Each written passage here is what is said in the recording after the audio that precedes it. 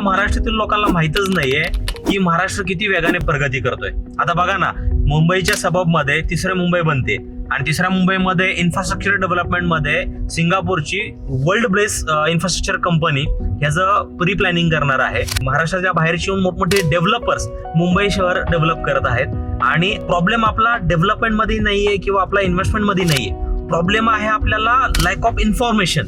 आपण अशा लोकांमध्ये हाईच नाहीत आहोत किंवा अशा कंटेंट आपल्याकडे पोहोचतच नाहीये की जिथे ग्रोथ बद्दल बोललं जातंय किंवा ग्रोथ बद्दल सांगितलं जातंय. आणि त्याच्यामुळेच महाराष्ट्रामध्ये मुंबईच्या सबअबमध्ये नेक्स्ट लेवलचं शहर बनतंय आणि त्याच्यामध्ये जे इन्व्हेस्टमेंट अपॉर्च्युनिटी आहेत त्याच्याबद्दल आपल्या मराठी कम्युनिटीमध्ये खूप कमी लेवलला डिस्कशन केलं जातंय. पण तेच तुम्ही बघा ना, बाहेरच्या कम्युनिटीमध्ये कंटिन्युअली ग्रोथ कुठे येतोय, डेव्हलपमेंट कुठे येते, फॉरेनची फंडिंग कुठे इन्व्हेस्टमेंट होते, कुठे आपल्याला इन्व्हेस्टमेंट केली जाईल, ह्या असंख्य गोष्टी डिस्कशन मध्ये आपण ऐकतोय याच्यात.